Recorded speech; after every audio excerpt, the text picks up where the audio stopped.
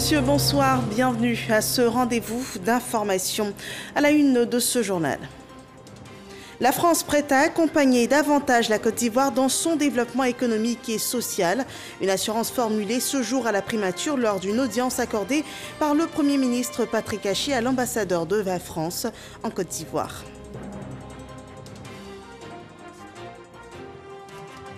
Dans l'actualité ivoirienne, il y a eu passation du témoin au sein de plusieurs départements ministériels ce lundi.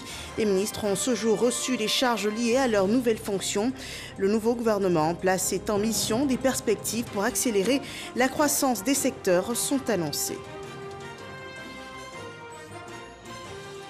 Le mois de Ramadan, 9e mois du calendrier islamique, débute demain en Côte d'Ivoire. Le croissant lunaire a été observé à Bondoukou et dans d'autres circonscriptions.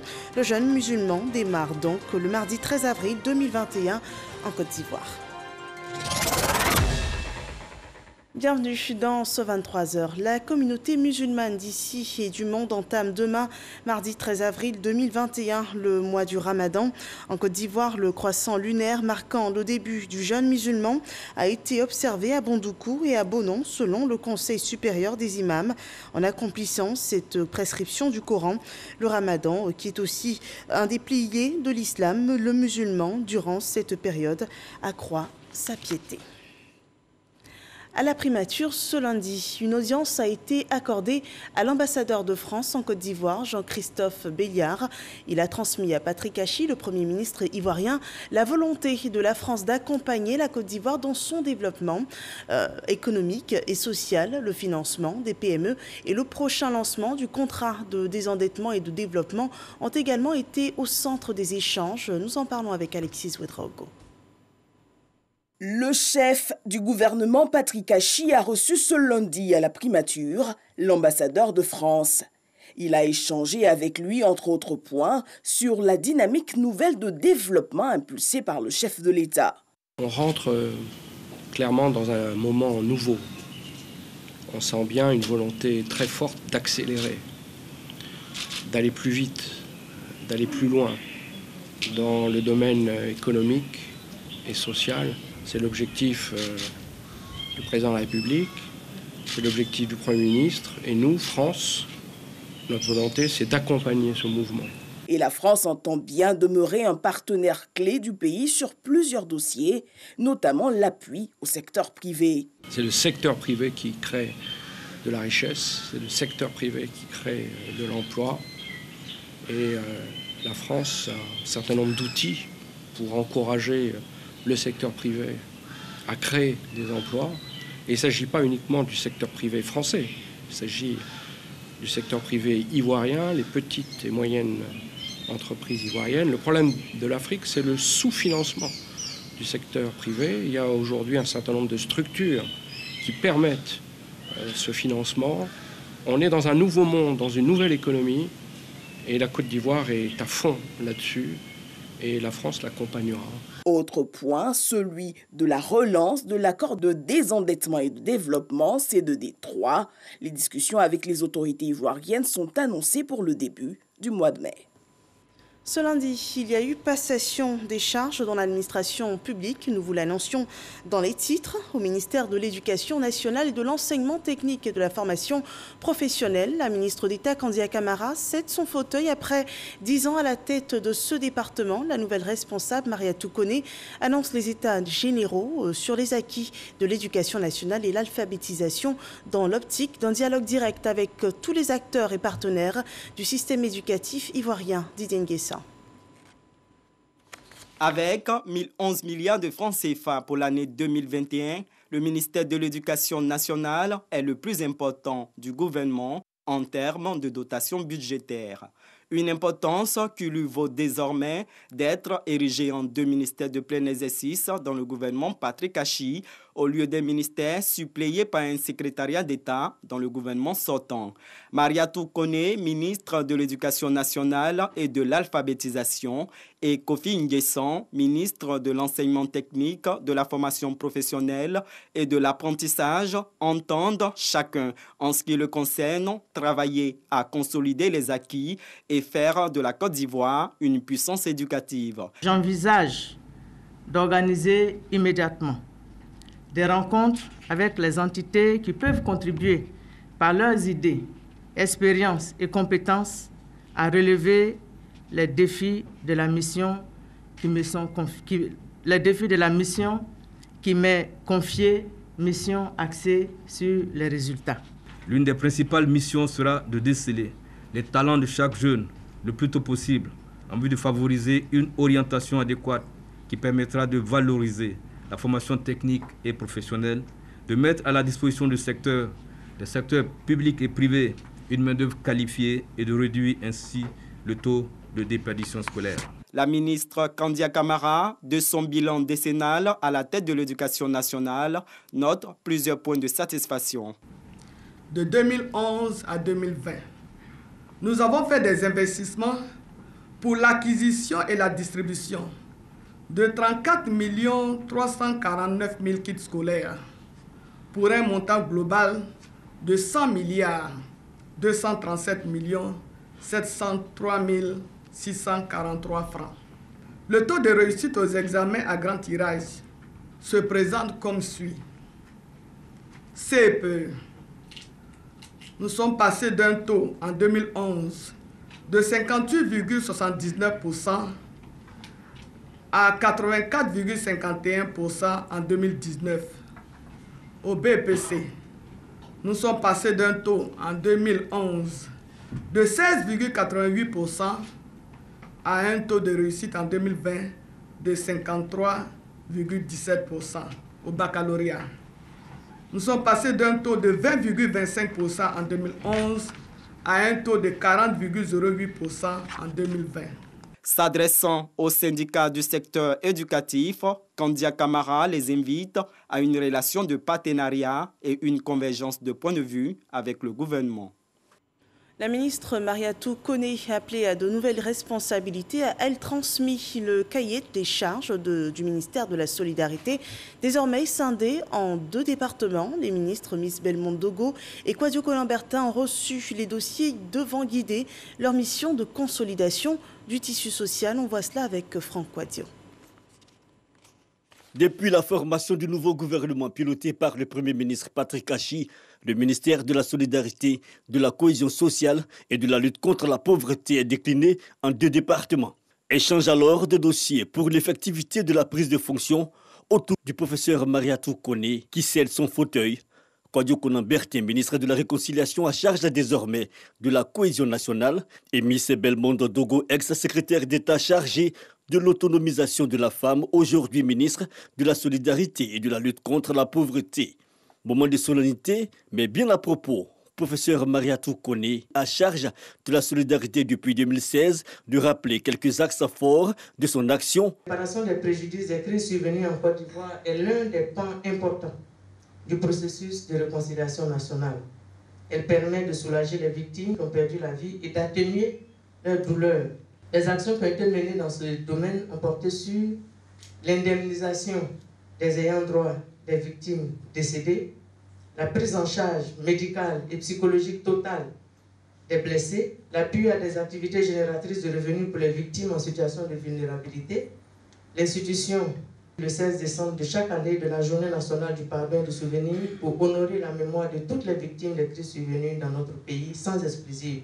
Le volet solidarité avec en toile de fond l'aide de 36 000 francs mensuels à 227 000 ménages à faible revenu et la cohésion renforcée par l'appel du président de la République Alassane Ouattara au retour en Côte d'Ivoire, de l'ex-chef de l'État Laurent Gbagbo et du ministre Charles Blé Goudé. La réconciliation et la solidarité, une tâche exaltante qui exige don de soi et résilience selon la ministre Miss Belmondo Dogo. Je dirais que le programme social du gouvernement ainsi que le projet de société du président de la République, dénommé la Côte d'Ivoire solidaire, permet à la lecture d'une part de cerner les axes principaux des missions dévolues au ministère qui se résument à organiser, promouvoir et mettre en œuvre la solidarité en direction des couches cibles et faire reculer la pauvreté au sein de nos populations.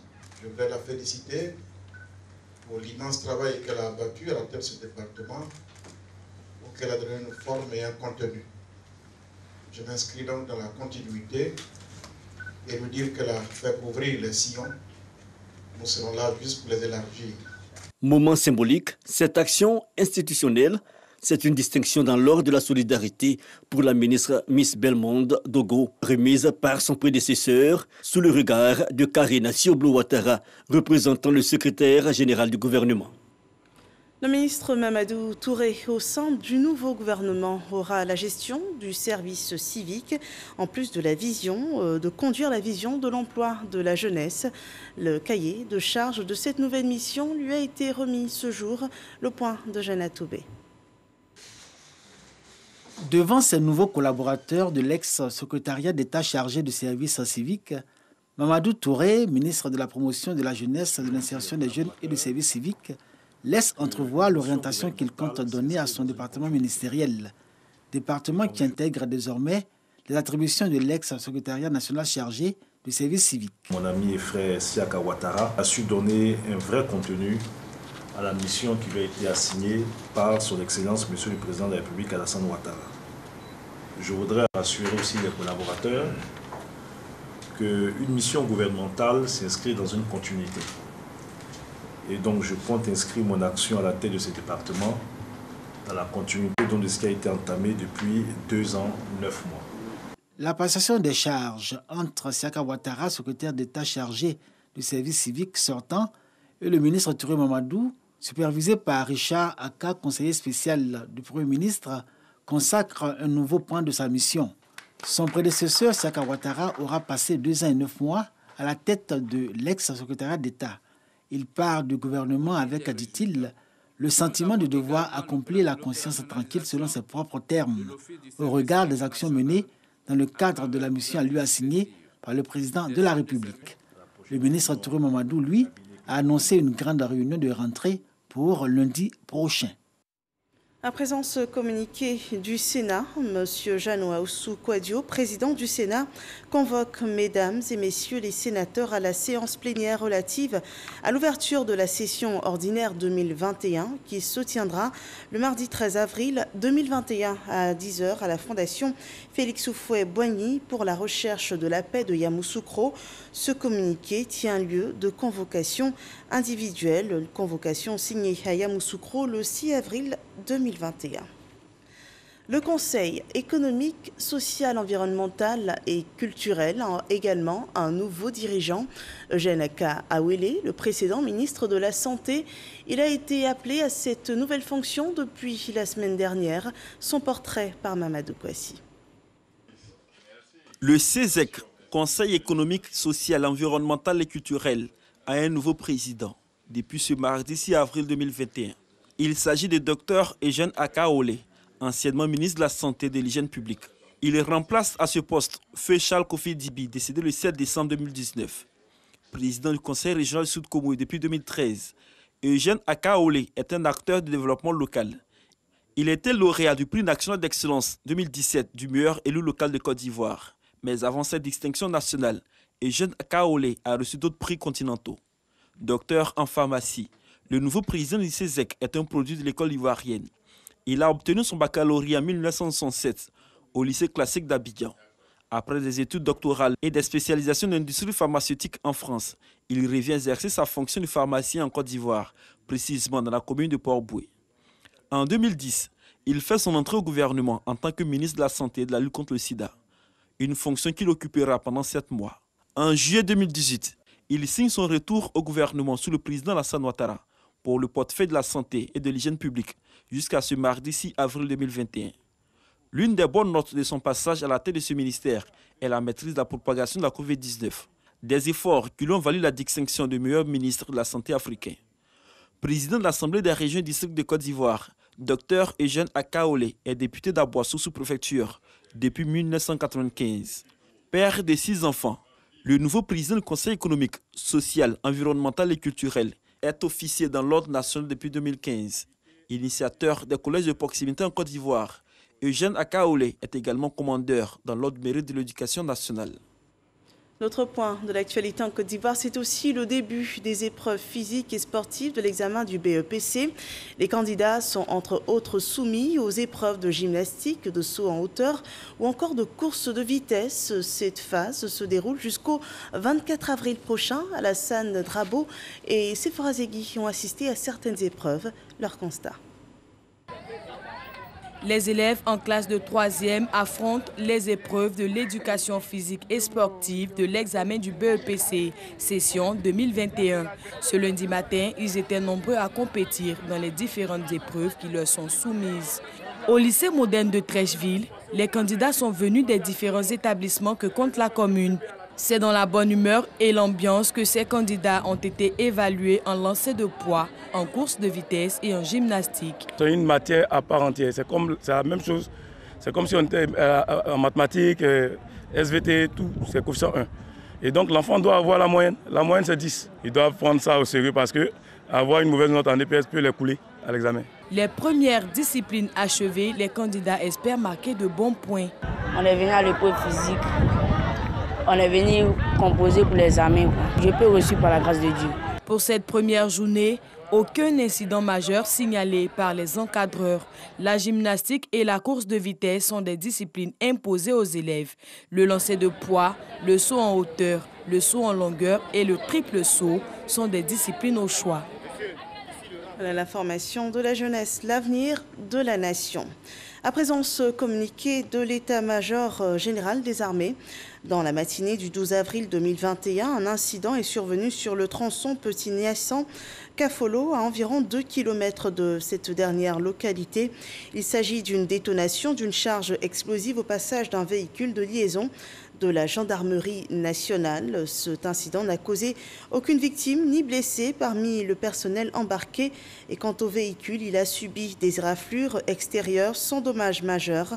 L'état-major général des armées invite les populations au calme et rassure du déploiement d'équipes spécialisées tout en les appelant à la vigilance et à une parfaite collaboration avec les forces engagées. C'est un communiqué fait à Abidjan ce 12 avril 2021 du général de corps d'armée Lansina Doumbia, chef d'état-major général des armées. Des jeunes entrepreneurs ivoiriens sont soutenus dans leurs projets par l'État de Côte d'Ivoire pour plus d'efficacité dans l'exécution du projet Emploi Jeune et développement des compétences Emploi Jeune. Les insuffisances ont été relevées, notamment des doublons dans certaines attributions et l'ambiance et aussi les connaissances, le manque de connaissances des rôles et des missions des structures publiques dédiées à l'accompagnement de l'autonomisation de la jeunesse ivoirienne. Des précisions sont données dans cet élément de Walter Amadou Ouattara. Dans la commune du Plateau, 50 participants issus d'une part du secteur privé et public et d'autre part composés de partenaires techniques et financiers sont autour d'une table. Ils mènent des réflexions avant l'entame de la phase 3 du projet Emploi Jeune et développement des compétences PGDEC. Il y a besoin de reformer certaines structures qui font la même chose que d'autres.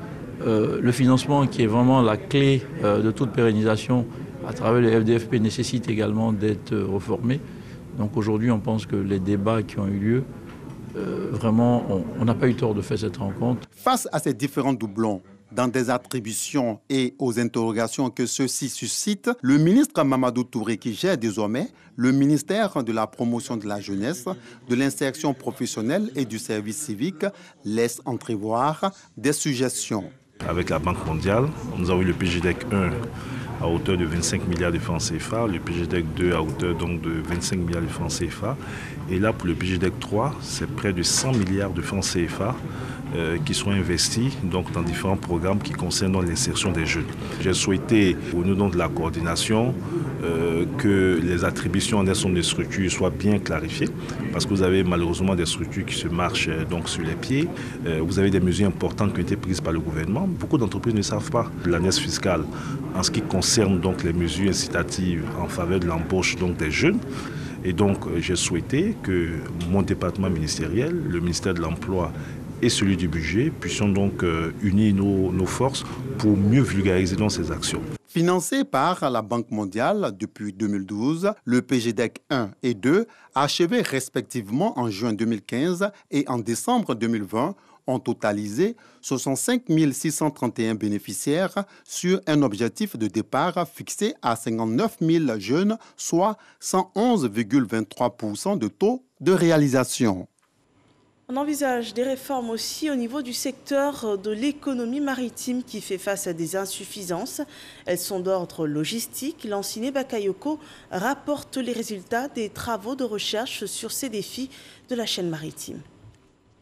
Selon les chiffres de la Banque mondiale, plus de 90% du commerce international emprunte les voies maritimes. Au niveau africain, les échanges sont même en augmentation continue, notamment en termes d'écoulement de matières premières, de biens manufacturés et de services. Cependant, le développement des activités de l'économie maritime et portuaire se heurte à des problématiques liées notamment au congestionnement des villes portuaires, obstacles à la mobilité et à la compétitivité, aux questions de criminalité organisée et de gestion éco-responsable des ressources naturelles. Dans un tel contexte, les experts du domaine ont décidé d'orienter toute leur stratégie de gouvernance vers des études prospectives et surtout des travaux de recherche. Des travaux de recherche qui visent à apporter des solutions pragmatiques aux défis logistiques auxquels sont confrontés les États africains. Ces défis concernent entre autres les offres de transport, les passages portuaires, la gestion des corridors, mais également les problématiques liées à la pêche, à la sécurité et à la sûreté maritime. Nous allions porter notre intérêt sur le développement des ports secs. Le développement des ports secs, de leur définition à leur opérationnalisation, leur fonctionnalité au service de l'économie ivoirienne et sous-régionale, et pas simplement comme des aires de délestage pour enrayer la congestion au niveau des terminaux maritimes. On pense que c'est un outil structurant, mais encore faut-il avoir des éléments de structuration. Il faut que ce développement logistique africain, il se fasse par des Africains, pour des Africains, qu'on intègre cette dimension interculturelle qui n'a jamais été intégrée jusqu'à maintenant. Il y a eu des centaines et des centaines de millions d'euros qui ont été dépensés dans des projets qui n'étaient absolument pas adaptés. On ne peut plus se permettre ça. L'équipe de recherche est composée d'experts internationaux, d'enseignants d'université et de l'Académie régionale des sciences et techniques de la mer d'Abidjan-Yopougon. Revenons sur ce sujet abordé en début de journal. Le jeûne du Ramadan débute demain en Côte d'Ivoire. Je vous propose la déclaration du COSIM à ce propos. Le Conseil supérieur des imams, des mosquées et des affaires islamiques en Côte d'Ivoire, COSIM, et le Conseil des imams de l'Association des musulmans sunnites en Côte d'Ivoire, AMSI Codis, informe la communauté nationale que le croissant lunaire marquant le début du Ramadan 2021, correspondant à l'an 1442 de l'Hégire, a été observé d'abord à Bandougou, au quartier Malarasso, par un grand nombre de fidèles. Comme ce même croissant a été observé à Bonon, par au moins 4 personnes. Par conséquent, le jeûne du mois de Ramadan commencera en Côte d'Ivoire, Inch'Allah, demain mardi 13 avril 2021. Les imams souhaitent bon Ramadan à toutes et à tous. Nié Kibaraye, Kabanya Limami, Tomba Flayoro, Côte d'Ivoire, COSIM, Ani, Amsi Codis, Koka Slama Bella, Janil Lalonia, Kafo Sungalo Kalo Yeli Sabatila Malarasso Bandougou Marala Silama Chamambolo Anifana Bonan Kolado Taratalon Avril Kalo Télétan Anisaba 2021 la Olebena Ben Anya Sungalo Kalo Téléfoloma Sanwa Kelen Kebenani Anibinani Anifla Hijrala Limamumbe Allah subhanahu wa ta'ala dalla ka Kaloni Heresha Alamukela Kanya Batu Minakono Alamukela. Wassalamu alaikum wa rahmatullahi wa barakatuh. Voilà, le mois de jeûne du Ramadan constitue l'un des 5 piliers de l'islam. C'est une période de recueillement, de générosité et de spiritualité. Les musulmans sont appelés à observer certaines prescriptions afin de s'éduquer et de s'élever dans la foi et la vertu. Des préceptes ont été enseignés à des centaines de jeunes filles par la communauté Le Voile, Ma Pudeur, le point de Walter Amadou Ouattara. Une conférence et un atelier pratique constituent les grandes attractions de cette deuxième édition de la Masterclass. Respectivement, les thèmes abordés ont été axés sur quelles pratiques spirituelles pour un ramadan agréé, animé par l'imam Amidou Berté, et quelle alimentation pour la préservation de la santé prononcée par le docteur Mori Traoré. Le jeûneur doit pouvoir mieux s'alimenter. Comment est-ce qu'il doit faire sa rupture de jeûne? Il doit d'abord privilégier les fruits, entre autres les dattes. Également, il peut prendre des oranges, il peut prendre de la banane, déjà fortement recommandé.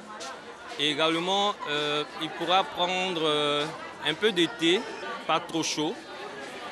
L'objectif étant de dilater ce testament-là qui a fait 13 heures de temps à jeûner.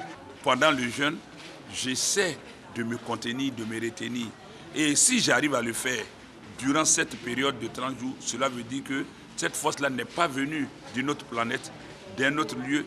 Elle était en moi, j'ai pu la mettre en exergue. Nous avons passé 11 mois pratiquement à nourrir le corps. Le mois de Ramadan est venu nous aider à nourrir l'âme.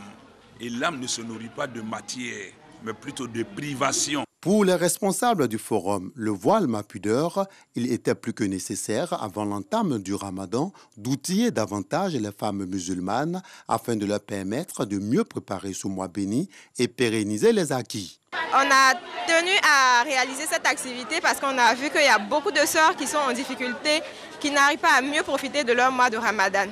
Généralement, nos sœurs sont tout le temps à la cuisine et il y a d'autres même qui se privent que de la nourriture, ne connaissent pas les autres pratiques du mois de Ramadan.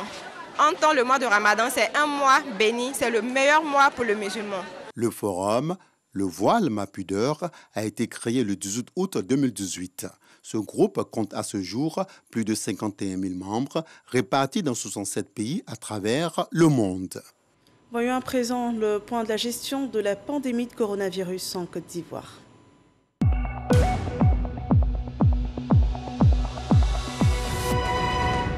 Le ministère de la Santé, de l'Hygiène publique et de la couverture maladie universelle a enregistré ce lundi 21 nouveaux cas de Covid-19, un bilan qui présente également 54 nouvelles guérisons et 5 cas de décès.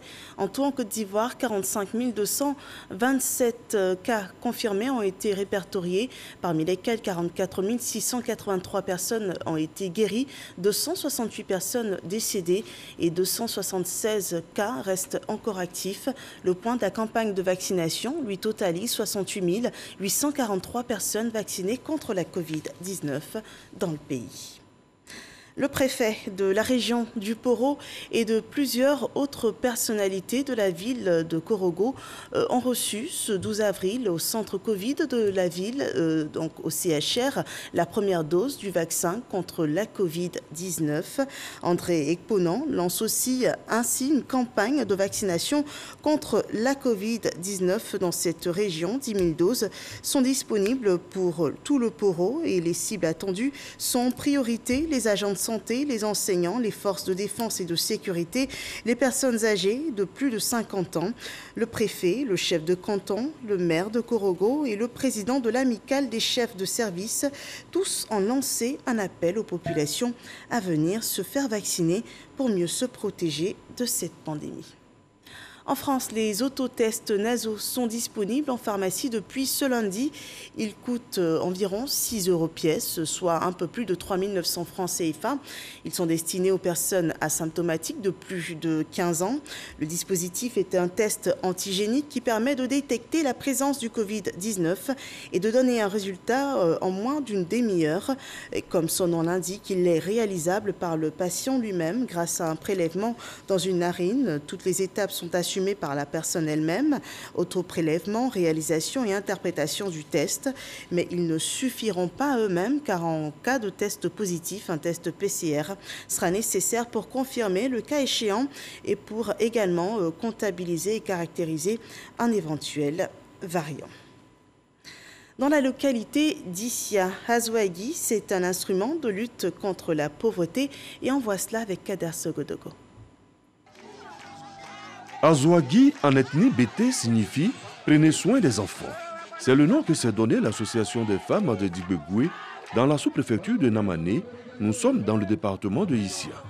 Leur secteur d'activité, l'agriculture. Le faisant, elles veulent se donner les moyens de lutter contre la pauvreté et surtout participer à l'éducation scolaire de leurs enfants à travers l'approvisionnement de la cantine de l'école. L'association de Dubogué a été créée il y a quelques années à l'initiative des femmes de Dubogué, les allogènes, les autochtones et les étrangers en vue de créer des activités génératrices revenus telles que la culture de riz, de manioc et de maïs pour sortir de la pauvreté. Depuis la création d'Azouagui, à son actif, plusieurs actions parmi lesquelles l'approvisionnement de la cantine en milieu scolaire, le soutien financier aux femmes en détresse et le règlement des conflits dans certains foyers des membres de l'association. Pour marquer une pause après des activités champêtres rudes, elles initient des moments festifs chaque année. Pour la présente édition, les femmes Azouagui ont choisi comme parrain le député de Ouangolo-Dougou, Traoré Drissa, qui représente pour elle un ambassadeur du développement local. Ces actions ont dépassé les frontières de Ouangolo-Dougou jusqu'à Issia. L'honorable député salue d'ailleurs les efforts consentis par ces femmes. Je voudrais à présent me tourner vers nos braves mamans de l'association des femmes de Dugogwe. Madame la Présidente, votre démarche m'a agréablement surpris, car elle est d'une originalité inimaginable. Offrir une partie de vos durs labeurs à nos enfants afin de leur permettre de se nourrir à la cantine est un geste qui séduit les parents d'élèves que nous sommes. Combien d'élèves ont-ils abandonné le chemin de l'école, faute de nourriture à midi? Des milliers. Si nous avons des femmes qui nous aident à prendre en charge nos enfants à travers la culture du riz, pourquoi en ne pas les soutenir? Prochain challenge des femmes Azouagui, dotées d'Ibegwe, d'un dispensaire et d'une maternité pour le bien-être sanitaire de la mère et de l'enfant. Voilà une belle initiative sociale Azouagui ou la solidarité féminine à Issia. Nous achevons ainsi ce journal. Merci de l'avoir suivi. Le retour de l'information dès 6h30 demain et c'est avec Régis Kofi. Excellente fin de soirée chez vous.